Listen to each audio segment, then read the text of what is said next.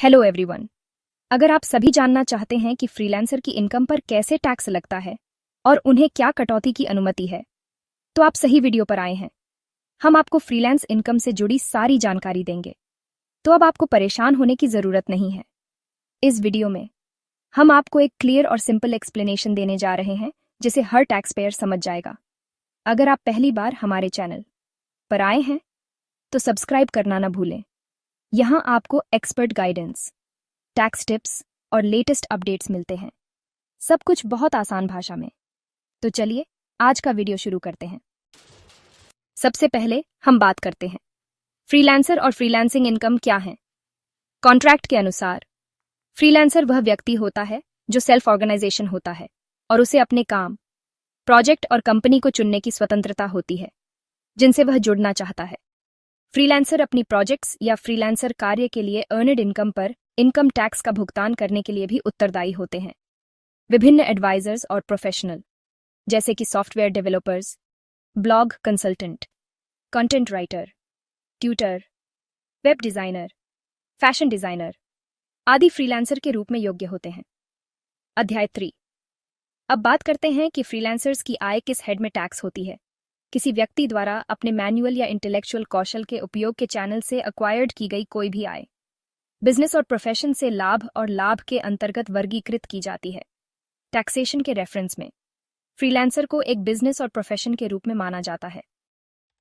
अब चलो बात करते हैं फ्रीलांसर इनकम पर टैक्सेबिलिटी।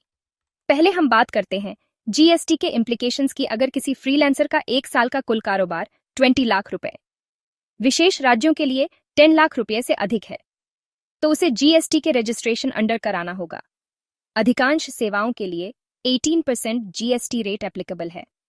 फ्रीलांसर द्वारा दी जाने वाली ऑब्जेक्ट्स और सेवाओं के आधार पर जीएसटी रेट अलग अलग हो सकती है।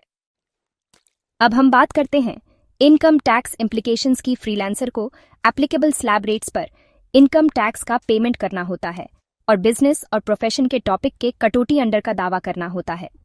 फ्रीलांसर धारा 44 एडीए के तहत एस्टिमेटेड टैक्सेशन योजना के तहत आईटीआर भी फाइल्ड कर सकते हैं।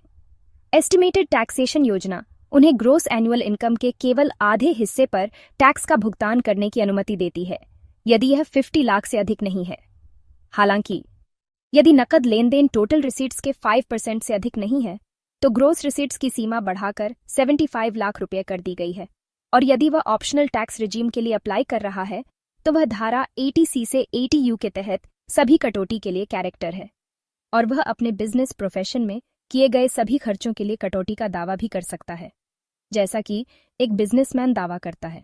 अब हम बात कर लेते हैं फ्रीलांसिंग इनकम पर टीडीएस एप्लीकेबिलिटी। कोई भी व्यक्ति जो एक व्यक्ति या हिंदू अनडिवाइडेड परिवार नहीं है जो किसी निवासी को किसी भी राशि का भुगतान करने के लिए जिम्मेदार है। 1. प्रोफेशनल सर्विसेज के लिए चार्ज, या 2. टेक्निकल सर्विसेज के लिए चार्ज, या BA किसी कंपनी के डायरेक्टर को धारा 192 के तहत कर डिडक्टिबल के अलावा किसी भी नाम से पुकारे जाने वाले किसी भी रिम्यूनरेशन या चार्ज या कमीशन, या 3. रॉयल्टी, या 4 धारा 28 के सेक्शन VA में स्पेसिफाइड कोई भी अमाउंट जिसमें फ्रीलांसिंग इनकम शामिल है, ऐसी राशि को आदाता के खाते में जमा करते समय या भुगतान के समय जो भी पहले हो। टेक्निकल सर्विसेज जो प्रोफेशनल सर्विस नहीं है, या रॉयल्टी के लिए चार्ज के मामले में ऐसी राशि के 2% के बराबर राशि काटेगा। जहां ऐसी रॉयल्टी सिनेमेटोग्राफिक फिल्म्स की सेल्स, डिस्ट्रीब्यूशन या डिस्प्ले के लिए विचार की नेचर की है और अन्य मामलों में ऐसी राशि का 10% उसमें शामिल इनकम पर इनकम टैक्स के रूप में।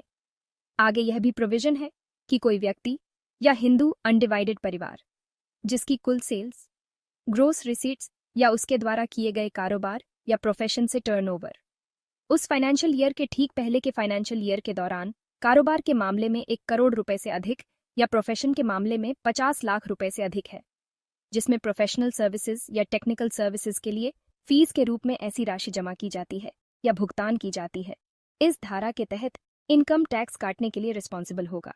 अब बात करते हैं हम थ्रेशोल्ड लिमिट का जिस अमाउंट पर टीडीएस एप्लीकेबल नहीं होता है, नो डिडक्शन बनाया जाएगा अंडर दिस सेक्शन। अब हम बात कर लेते हैं फ्रीलांसिंग इनकम पर टीडीएस एप्लीकेबिलिटी। कोई भी व्यक्ति जो एक व्यक्ति या हिंदू अनडिवाइडेड परिवार नहीं है जो किसी निवासी को किसी भी राशि का भुगतान करने के लिए जिम्मेदार है। 1. प्रोफेशनल सर्विसेज के लिए चार्ज, या 2. टेक्निकल सर्विसेज के लिए चार्ज, या BA. किसी कंपनी के डायरेक्टर को धारा 192 के तहत कर डिडक्टिबल के अलावा किसी भी नाम से कोई रेम्यूनरेशन या शुल्क या कमीशन। तो दोस्तों, आज के लिए बस इतना ही। मिलते हैं अगले वीडियो में, और हम आप लोगों के लिए ऐसे ही अद्भुत वीडियो लाते रहेंगे। और अगर आपको यह वीडियो पसंद आया तो कृपया लाइक करें, शेयर करें और ऐसे ही इन्फॉर्मेटिव वीडियो के लिए चैनल को सब्सक्राइब करें। और अगर आपको कोई संदेह है तो आप कमेंट कर सकते हैं या हमसे कांटेक्ट कर सकते हैं। थैंक यू और आपका दिन शुभ हो।